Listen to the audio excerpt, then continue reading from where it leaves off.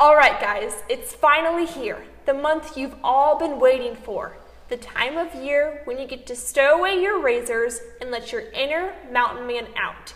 No Shave November. And the ladies in your life may or may not be as excited about your beard as you are.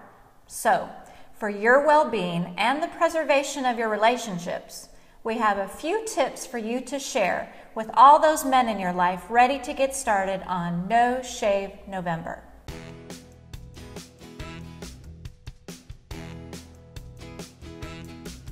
Number 1, live within your means. Nobody likes a half-grown, patchy, wispy beard. Number 2, care for what you've been given. Guys, trust me on this. Beard oil and conditioner can go a long way. Number 3, just because you can does not mean you should. And number 4, remember your potential impact.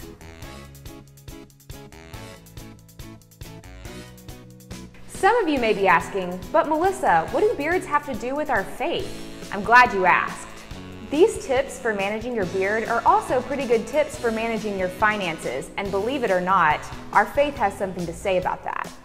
Money's a thing. It impacts us all. Sometimes we get stressed out about it, and most of the time we don't want to talk about it in church. But that doesn't mean it's not relevant. Here at TUMC, we're going to talk about finances, but we're going to do it with no shame. And we're not just asking you to give money, we're going to look at how our faith informs how we spend our money. Join us over the next month as we use beards as a lighthearted way to talk about our finances with no shame.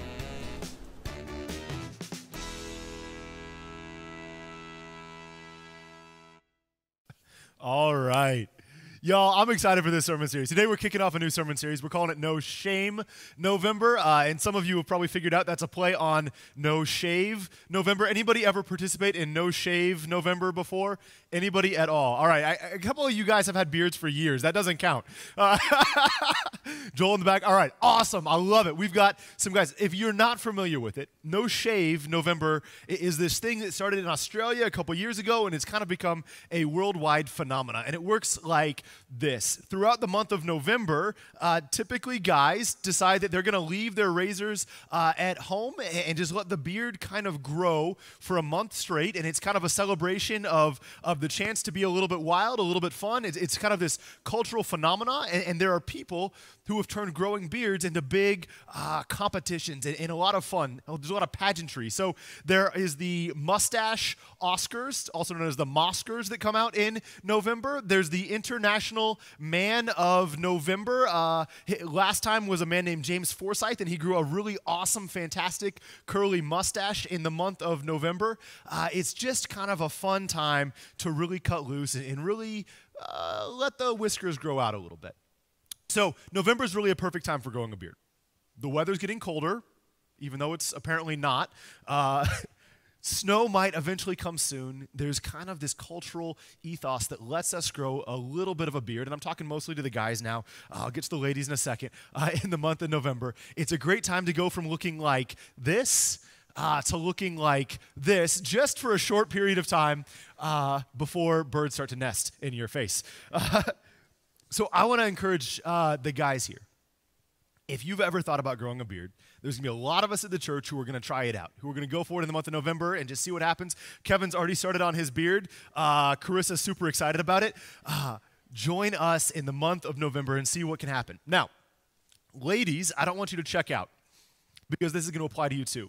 Not necessarily the beard part, but everything we're talking about with regards to facial hair care, I'm actually getting from a salon owner down the street. So the stuff that applies to the hair on your face also applies to the hair on your head, but more importantly, the content that we're going to hit is going to apply to all of our lives. Now, if you think that this is a little bit of a ridiculous topic for a sermon series, you're absolutely right. And it's absolutely intentional. We wanted to take something a little bit ridiculous to talk about something a little bit heavy. It's going to be about beards and not shaving, but it's also not going to be about beards at all. We wanted to have a lighthearted conversation about something that can get really heavy for a lot of us because sometimes we find that the principles that appear to our hair follicles also appear to our finances. And there are probably few things that you want to talk about less in church than money, and yet there are probably few things that have more impact on your life than money. When Melissa and I first arrived here, we did these home gatherings, and we got together with everybody we could in the church and just asked, what do you want to hear about in church, and what do you want to know about, and what are the topics that you want to see in sermons, and what are the questions you have, and we had like 53 different sermon series worth of topics pop up. You know how many times people suggested we should talk about money more? 0. But money matters. Our financial lives have a huge impact on every aspect of our lives, including our spiritual lives. So the stuff we're going to talk about today is going to help us look at a biblical perspective on our finances. And we're going to do it without guilt, without anxiety, and without shame. Because we don't believe that that's how we're supposed to proclaim the gospel. Now, this stuff is going to apply whether you're a follower of Christ or not. It's going to apply whether you have a lot of money or very little money. It's going to apply whether you're just starting out your career and you're hoping for lots of raises in the future, or whether you're retired and you're on a fixed income. We're going to look at biblical financial practices that apply to every single one of us, regardless of how much we have, regardless of how much we make, because for all of us, we find that a large portion of our lives are dictated by money. And that causes problems, doesn't it? I mean, don't raise your hands, but how many of us have ever had anxiety over how much money we have? How many of us have ever had shame over our financial press? How many of us in our relationships, maybe even our marriages, have ever had tension over how we spend what we make? Every single couple with which I sit down for premarital counseling, I make them do a budget together, and I make them talk about money together, because one of the 4 most frequently cited causes of divorce or causes of pain and tension within a marriage is finances. But it doesn't have to be like that. Money doesn't have to be something that owns us. It doesn't have to be a source of shame or discomfort. It doesn't have to be something that causes us anxiety.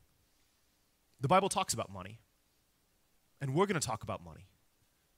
But we're going to talk about it openly, and we're going to talk about it in a way that hopefully all of you go out of here and feel a little bit more hope and a little bit less shame or tension or fear. Now, as we dive in, I want to get some data. As we're talking about beards, I know not a lot of y'all are into No Shame November, No Shave November. Hopefully that'll change this year. How many of you have ever either had a beard or lived with someone who had a beard? Goatees count, mustaches count, facial hair count. Anybody? Okay, so a little over half. That's helpful. How many of you have a friend who has a beard, know somebody who has a beard, work with somebody who has a beard? How many of you have at least a friend who has a beard? If your hand is not up, hi, my name is Bill Gepford. I'd like to get to know you. Fill out your connection card. So my first beard started, well, a little bit different. My first beard started actually long before I could ever grow a beard. I was a middle school kid getting ready for my first season of school football, and I was so excited, but I also knew that I needed an edge, right? And so I had this thought, if I could just grow a really big, intimidating beard and show up first day of practice, that would freak other people out, right? Like middle school kids. Noah, if a kid showed up and had like a full James Harden beard for soccer, would you be a little bit intimidated? Yeah, attaboy. Good answer. That was my thought. I was like, if I could just have a beard. So all summer, I left my razor in the drawer. All summer, I just kind of let it grow. And by the end of summer, by the first day of football practice, I was ready. I had this really intimidating patch of like 9 long whiskers coming out of my chin. It was like a gross rat face. It was awesome. Actually, the intimidation backfired a little bit. See these 9 hairs? They got caught in my chin strap from my football helmet, and they got like really, really uncomfortable. You know, they kind of rubbed the skin raw on my face. And not only did they rub the skin raw, but they also had this habit of trapping in like sweat and dirt and everything else that got into that now raw skin, and it got really infected. And then it like turned into like a really gross rash. So my first beard actually was like 30% hair, and everything else was just inflammation and bad. I'm pretty sure it actually was intimidating, but not quite in the way I had in mind. It got so bad that one night, I'm at youth group after practice, and I'm sitting there with my youth pastor, and she's an awesome lady. She had some medical training before she went into ministry, and she pulls me aside very lovingly, very discreetly, very godly woman, pulls me aside, and when no one else is around, goes, "Hey, I just want to let you know, I think I've diagnosed what that thing is growing on your face, and if you'll take this, it'll clear up, and I know," and she meant this with such love. Carissa, I hope you've channeled this voice. She meant this with so much love. She goes, and I know once you're able to finally clear that rash off your face, I know you've been dying to cut off those nasty whiskers. It'll be so great. This was my beard. Come on. Humiliating. Ladies, if you see guys growing beards this November and they're a little bit patchy and a little bit wispy, I'm going to ask you, just be kind. We're trying.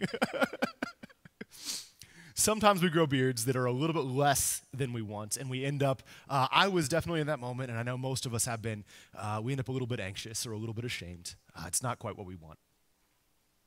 And as much as our beards can get patchy and wispy, so can our finances. For a lot of us, they're not quite as strong as we'd like. Like that first beard, they can be a little bit uncomfortable, they can rub a little bit. Sometimes they even make us feel a little bit dirty or a little bit off. Now, for many of us, it would be easier to not even talk about money. It would be easier to just go throughout the rest of the year and never ever hit on this topic. But from talking to some of you, I know that it would actually be even harder to not talk about it. Because money impacts us. Now, the Bible has a lot of advice about money. And the first thing I want to throw out there, and I'm going to keep saying this again, is that I hope as we talk through this advice that there's no shame.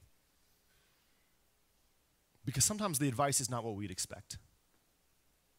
Now, the first piece of advice that you might find in the Bible is not what most of us think, but how many of you have ever heard the quote, money is the root of all evil? Anybody ever come across that quote? Anybody think it's from the Bible? Not quite. It's not quite. The actual quote is from 1 Timothy 6:10. It's part of what we read today. The love of money is the root of all kinds of evil. Two thoughts on that. First off, it's the root of all kinds of evil, not all evil. There are some evils out there that have nothing at all to do with money. Sometimes people do bad stuff and they don't get paid for it, right? That's just a reality. Second, and more important, it's not the money itself that's bad. It's the love of money that can be bad. See, money is just a thing. It's neutral. It's like a car or a chainsaw. It's just a tool that can be used for something productive until it gets out of control and takes on a mind of its own and begins to destroy things. If money was the root of all evil, and if getting rid of money was all it took to get rid of evil in our lives, then all we'd have to do is become poor and we'd never sin again, right? But do you really think that's how it works? Instead, we find that it's when we fall in love with money and it begins to take over our hearts and our heads that it begins to have the most damaging impact on our lives. Now, there's been study after study about the impact of money on our lives. Here's one from California recently. Using individual patient records from every hospital in California from 1983 to 2011, we found a strong inverse link between daily stock returns and hospital admissions. Now, let's boil that down. Really simply what that's saying is that when the stock market goes down, people going to the hospital goes up. And there's a direct relationship. Some of you know this. The more our financial life is threatened, the more our physical health seemed threatened. Money isn't the root of all evil. The love of money is. So today I want to focus on the first of 4 biblical financial concepts that we find in the Bible that are not causes of shame or anxiety, that apply to all of us, that help all of us, that avoid helping us fall into this. And the first is simply this. Margin is an issue of discipline, not just an issue of means. What does that mean? Let's unpack that a little bit. So margin is, what is margin? It's the white space around the sides of your bulletin, right? Or margin is the time you have in the day that's not already calculated. Margin is what you put into what you think you have for error. Margin is really important. Look at your bulletin. If we printed that and we had words going all the way to the very edge of the page and all the way to the top and all the way to the bottom, and things get just bumped a little bit, then you're going to have words start falling off the page. And that's probably okay on a bulletin, but if that's a book that you really need, or if that's a Bible, or if that's a note that you're writing to somebody you care about, and you start to miss a word here or there, that matters. If we live without sufficient margin in our schedules, we find that the times get farther and farther and farther behind. Margin is really important. Now, the Bible talks about the need for margin, not only in our lives, but also in our finances. This is 1 Timothy 6:6. Actually, godliness is a great source of profit. We might say that our faith has stuff to say about our finances when it is combined with being happy with what you already have. Not with more, not with spending every single dollar you've got, not with taking everything you can and using it, not with striving always after getting rich, but when it is combined with being happy with what you already have. Now, the problem with living with margin is that it's really tough to do. What do you think the average American has stocked away in their budget for margin every single year? What do you think? Now, financial planners suggest that the average American should have 10 to 15% margin, but the average American saves just 4.8% of their income. Right? And I know that's a lot of data. Some of you love data. Some of you hate data. For those of you that don't love data, don't worry. Come back in a second. The average American saves 4.8% of their income, less than half of what we're suggested to save. But the bigger issue is that 1 in 5 of us save nothing. Now, it's tempting to assume that the breakdown is purely based around wealth lines, that those who have a lot of money save a lot and bring that stat up, and that those who have very little money save very little. But the reality is we find that there are people who have savings levels at every single economic point. There are people who make very, very little, but are saving a high percentage. There are people who make a lot but save nothing. Each generation since the Great Depression has actually had more money than the generation before it to spend. And yet every generation since the Great Depression has saved less and less and less money as a percent of their incomes. Actually, we found this out looking at data shortly before the economic crash a couple years ago. Savings tend to be at their lowest when the amount of money in the economy is at its highest. More money isn't the solution to having more margin. Often we find that the more we make, the less we save. The more we make, the less we think we feel like we need to save. I came across a study this last week that was pretty alarming. 69% of Americans couldn't handle an emergency costing over $1,000, which means that 69% of Americans are one trip to the hospital or trip to the mechanic or one really bad day away from major financial distress. And for all of us, we find that margin would help us in those moments. It would help us from having to dive into debt if our car blows a head gasket. It causes us from diving into debt if we need stitches, if we need a trip to the emergency room. For many of us, margin is something that we need. For all of us, margin is something we need. But for many of us, it starts small. So what happens when we don't live within our margins? What happens when we let our finances get a little bit patchy and wispy and we get really desperate to catch back up? This is 1 Timothy 6:9. People who are trying to get rich fall into temptation. I'm going to pause there. How many of you think that every single person who's ever done anything criminal did so because they were just bored, never because they needed a little bit of extra money? Keep going.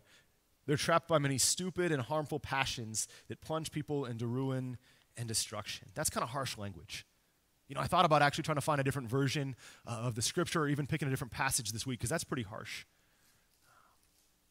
But then I was reading this last week and I was reading the news and I came across a story of a young woman that kind of broke my heart. 20-year-old, and she's from, actually I think she's from Oregon, but she's currently living in Nevada. And her family's house burnt down. They didn't have insurance and you know, like many of us, this was a catastrophic thing like you might expect. They had no margin to get ready to bounce back up. They had no support system like many of us would have. And so this young woman is actually in the process of auctioning off her virginity to the highest bidder.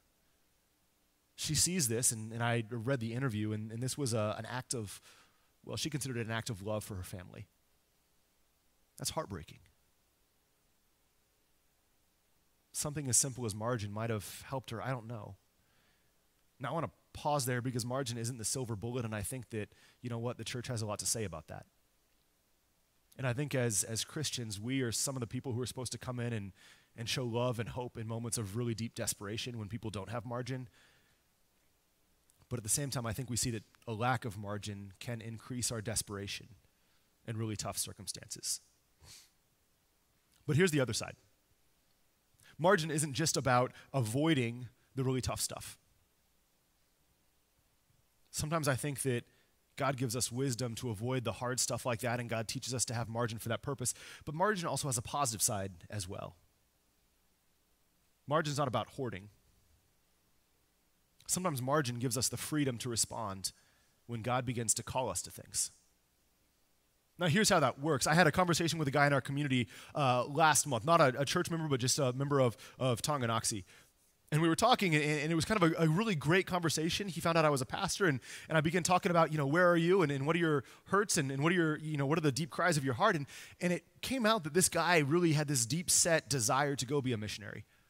And, I hear that a lot, right? Like, I'm a pastor, and I think sometimes people think that that's what you're supposed to say when you talk to a pastor, right? Like, it's not. You can just say that you're an accountant or a teacher. Like, that's cool. But as the conversation kept going on, it became clear that this guy deeply in his soul felt like God was calling him to go be a missionary. And, it kind of got past the point where I was pretty sure that this was true. And so finally I just asked the simple question, why not? If this is the cry of your soul, why aren't you doing it? And I think his answer was a lot of our answers. He said, unfortunately, I can't quit my job and keep my lifestyle. I've got stuff that I've been spending. I've got stuff that I've already spent, and there's just no way for me to do this financially. Sometimes margin gives us the freedom to respond. We see this in our own church. Some of you have built margin, and you've built incredible margin, and some of you are really good with your finances, and because of that, when there's stuff in the world or stuff here at the church that you feel called to give to, you do. And we've got people that when they feel that nudge to support a Kids Rock project, or when they feel that nudge to take off a week and go on the youth mission trip or to help with VBS, that are able to because of margin, because sometimes margin gives us the freedom not just to feel safe in the face of danger, but to respond when we feel those deep callings and nudges from God. Sometimes our finances get patchy and they get wispy. And there's not much there. There's no margin to rely on when we really need it, either in an emergency or in the face of a big opportunity. Now, some of you are in tight spots financially, and I want you to hear this. We're not talking about margin so that you get beat up. We're not talking about this so that you feel ashamed for where your bank account is. We're talking about this because we believe that God provides hope for us, that God shows us a better way to live, and my hope is that this might be something that you start, not something that you feel ashamed for not having already started. I want to close with this. Look around at all the stained glass windows in our church. This is part of who we are. It's beautiful, right? On the side, you've got stained glass windows that tell stories that are left in memory of people who came long before. Some of you knew these people. Some of you don't even recognize the names. We've got a stained glass window back here that, that's kind of indicative of our church, right? When Susan Geiger and the communications team redid the branding and the logo for TUMC, they actually based it a lot off of, I think, that stained glass window, right? Because that's just such a beautiful picture of this church. It's amazing. But I want you to look right now at the back window. Turn around. I can tell if you're paying attention right now based off where you're facing. See that window? Now, it's got plywood behind it, and I'll tell you why. Earlier this year, two of our trustees, John and Dave, found some extreme rot in the frame around that window. Right? It had just been something that had been building for years and years and years. That happens, right? That's part of any building. But when you find damage to a stained glass window, that's pretty terrifying to a church. There are lots of churches, when they find that there's damage to a stained glass window, they've got to call everybody together and have that big, come to Jesus, angry conversation about finances. You know what I'm talking about? Right? I hope some of you have had that too many times. I'm sorry. We're not doing that here. But they've got to have that moment where they say, either we're going to lose the stained glass window or we've all got to pony up thousands and thousands of dollars because there's just no way you can budget to repair a stained glass window every year. They're expensive. But that didn't happen here. We never had a conversation where we talked about whether or not we were going to keep the stained glass windows. We never actually had fear as a church whether or not we were going to be able to put that together, whether or not we were going to have an angry talk about it. Because a long time ago, people at TUMC set up this thing called the endowment. Think of it like margin. Right? It was people who put away money when they had a little extra that the church could use on just any repair so that when something goes wrong on the physical building, that it's going to be taken care of. That we're not going to have any moment of high anxiety, that I'm not going to be hitting up some of you saying, hey, we need an extra $5,000. Can you just make that happen out of your bank account real quick? Thanks, great, right? That's not going to happen. Because years ago, people started putting away money when they had extra. They left it in their wills, and the church built margin. It gave us the ability to hire one of the best renovation companies out there to put it back together, to put stronger glass on the outside, to redo the frame, and so that window, which tells the story of Easter, which tells the story of who we are, our most important story as Christians, that window is going to last twice as long now as it ever did the first time. Because people in this church began to put away and to establish margin long, long, long ago. That's the power of margin. Not that it saves us just from catastrophe, though it does. But margin, small or great, allows us in moments where we begin to feel those nudges, in moments where we begin to feel that God is calling us to do something, to be able to respond with freedom. To know that what God has called us to do, we have the ability and the financial freedom to respond without hesitation. The Bible has a lot to say about finances. My hope is that as we talk through these, that you're not going to feel shame. That you're not going to feel like I'm up here yelling at you, because reality is most of these things I've had to learn the hard way. But my hope is that as we talk through finances, that you'll find that there is a hope that allows us to look at our bank accounts with a little less stress and a little less anxiety and a little less shame. Let's pray.